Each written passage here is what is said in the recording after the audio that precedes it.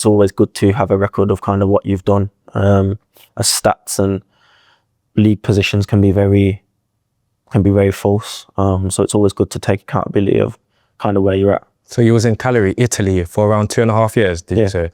And was that the biggest risk you've ever taken in football, would you say? I'd probably say yeah, because we kind of jumped into something that we didn't really have any knowledge about. There was no agents involved. Yeah, I'd probably say so, yeah. And what was life like living in Italy? It was challenging.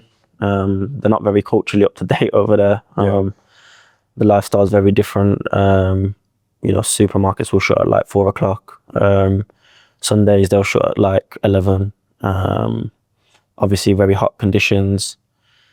Very hard to kind of fit in there as somebody of colour, if I'm being honest. Okay.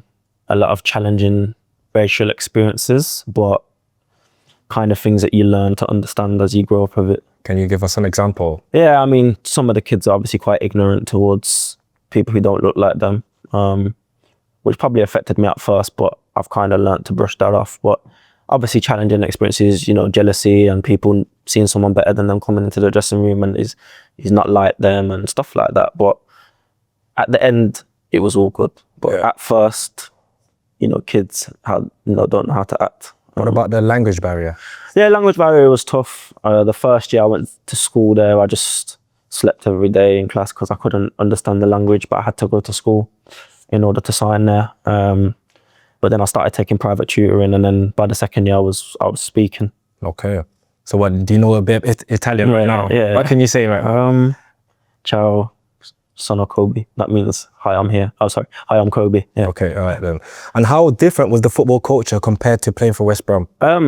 I think the coaching, the first year I had, when I went on trial, I had a different coach to when I signed, which was a bit frustrating. But the coaching was very tactically, there was a big tactical focus on positioning and, when the ball's here to move there. And, it's kind of like a drawing board and chess and all that stuff. But in England, it's very different. It's just, in England, it's more just that, especially at that age, it's not as tactical, whereas there it was very tactical. And how old was you?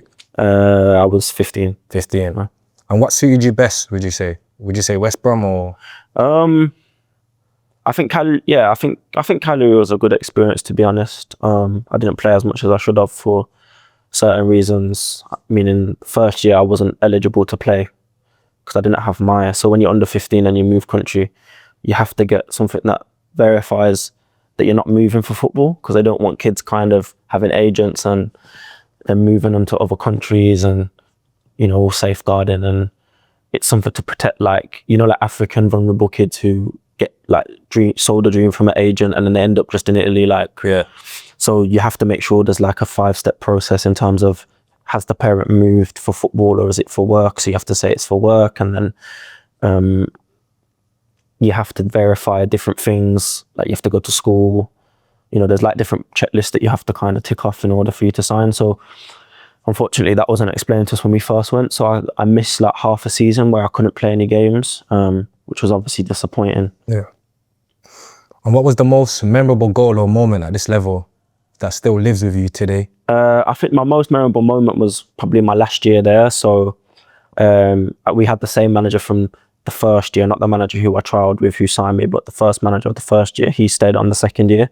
And then we had a friendly against the first team in the stadium where I scored against a keeper who still plays for Italy now. So yeah, it was a good moment. Yeah. That's the best. That's the one. Probably so. Yeah. Okay. So you stayed there for 2.5 years, but you didn't end up getting your pro. Why do you think that is? In Italy, they don't really give out pros. It's not like England where they have to give a pro by 17. Whereas here, you can't play in an academy unless you're on a third-year scholar. You can't really play in an academy after the age of 17. You have to be a pro. But I'd say my game time was very limited. As the previous coach in the first year, I didn't feature for half a year, and then he kind of found his best team, and then we had him in the same second year, and I kind of struggled to break into his plans, that's just part of football, really. Yeah, it is, yeah. Do you ever feel like you was forgotten over there? What about your friends? Did you keep in touch with your friends? Yeah, I kept in touch with a few friends. Obviously, it's difficult because everyone's got their own life and you're kind of over there, but I kept in touch. I tried my best to keep in touch. But yeah, it's obviously different back then as well. So this part of your journey, it became another disappointment. Did you ever feel like quitting at this time again? Was you motivated to carry on and push? I had a lot of mentally challenging moments in terms of, touched the mic there, but in terms of because our team were based on an island, so our away games, we'd have to catch the plane for every away game. So there was challenging times where I wasn't probably even coming off the bench, but we was having to get a flight maybe on the Sunday, and then on the same day get a flight back, getting back like midnight, or stay over the Saturday, and then you're getting back on Monday morning, and you've probably not played. And at that age, it's obviously you don't really know how to process that. And sometimes my dad used to get on the same flight as us to get to watch the game, and then I wouldn't play, and then he'd be on the flight back, and stuff like that's not necessarily a. So was this a hard moment for you mentally? Yeah, club, yeah, 100%. Okay. Would you ever go back? Would you ever like go back and play there again if you had a chance to? I play obviously for the right club in Italy, probably yes, but for the culture and the lifestyle there, probably no.